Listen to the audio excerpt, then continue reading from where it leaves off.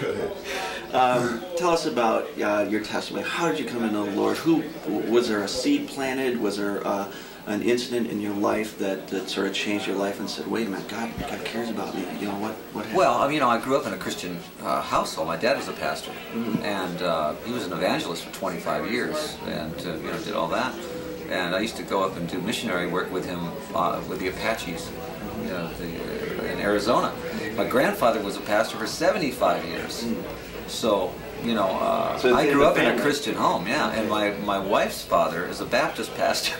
So I was like, we were PKs, preacher's kids, married each other. So I always refer to myself as the real prodigal son. Because, I went out and the Lord let me do everything. Maybe he didn't let me, but allowed it, and then just started reeling me back in, saying, okay, you've seen enough. Now, let's bring you back to where you belong. And when you get out there and you realize that you've had every car, you've had every house, and then all that, you realize that that's not the answer. That there's a great big nothing out there at the end of that. So the materialism doesn't mean anything, and a lot of people say that there's a big God-shaped hole in your heart, and when that's filled, then you really are satisfied. And I think that's where I'm at right now. I'm very young in the faith, even though I grew up in it. So I do a lot of study, a lot of Bible study, things like that. But I think people have the wrong concept of Christians. I think they think Christians sit around all the time just, we like to rock and roll. I think that you just keep a better watch on your Christian life. When did God start to reel you back in? When I stopped drinking, I drank for a long time. 13 years ago, I stopped drinking, and I started going back to church. I was throwing up blood every morning. I was really a bad alcoholic. I never was a cruel or mean alcoholic, but I was definitely self-destructive. And when I stopped drinking, I started going back to church with my wife. And there was this pastor in Phoenix that was just hellfire. And there'd be 6,000 people there, and he was talking to me every Sunday. Of course he wasn't, but he was. Just nailing me. Every weekend I was exhausted. I'd come out of there and I'd go, I don't want to go back. Okay, it was like torture, but I always came back. And I finally realized I had to go one side or the other. I had to make a decision, one side or the other, because I was so convicted. The Lord really convicted me and said, look, time for you to make a decision here. So I said, okay. And I joined a church called Camelback Bible over there. And that's where I go now. And it's really good teaching church. Just a good, strong Bible teaching church. But still a rock and roller, going out on tour again. I watch, I certainly don't do it in the same spirit that I used to do it in, and I watch the songs lyrically about what I'm singing about, because a lot of the songs that I used to do, were way over the line. But I think a lot of my hits were fine, or socially, they were socially blistering songs, but society needs to be blistered.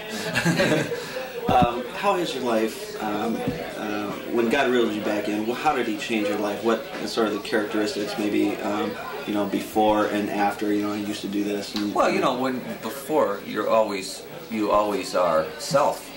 You're always self-centered, everything is for you. It's yourself is God. And we make lousy gods. Humans make really lousy gods, I think. So we've got to let God be God, and us be, what we are, And so I think that's what really changes, is your focus on who you're serving. You're not serving you're serving Christ, As a child of God, what is your primary mission in life? Well, I think, like anything else, you try to be, God's chipping away at your life all the time to try to make you more like Him. And that's what a Christian is a person that's being molded and shaped all their life. And so that's what you have to be aware of all the time, during study, during worship, during everything. Going to a baseball game reflects your Christian life. How your attitude in playing golf, your attitude in everything you do. I think that the Lord expects you to do your best, in His name. So it doesn't. I had a long struggle for a long time about rock and roll, and I realized it's not really the music; it's what's being said with the music. And so I think that you have to be very careful of what you're writing and what you're representing. There's a lot of people who may see this interview, a lot of people who may have been big fans of yours 20, 25 years ago who are still living in the world, they don't know Christ. What could you say to them? Well, they're going to eventually know Christ, and I hope it's not too late. Because if you're at the wrong end, at the wrong time, I think that's going to be tragic. Like maybe talk to maybe somebody struggling with alcohol or drugs and pornography, that sort of thing. Well, sure. I mean, that's what is the world made up of? It's made up of that. The world doesn't belong to us. The world belongs to Satan. So we're living in that world, and we're bombarded with that every day. So how do we react to that? Well, if you don't have Christ in your life, then you're a victim to it. So I think what we have to do is just be very, very careful about, how we react to the world. We have Christ in our life now, and we have to react to the world humbly. We have to react to the world in a teaching way, and at the same time be humble about it.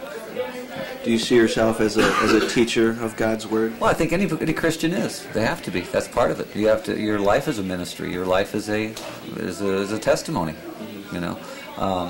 And so you're probably under the microscope more, because when you say that you're a Christian, people are going to look at you and they expect, if you make a mistake, well, he can't be a Christian. Well, yeah, we all make mistakes. I'm going to make tons of mistakes. The Bible calls them sins. And I'll make tons of. I'll commit lots of sin, but at least I have somebody to forgive me.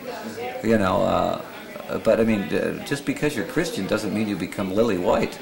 It's just makes your life a little more, in some ways, a little harder, because you've got something that's the truth.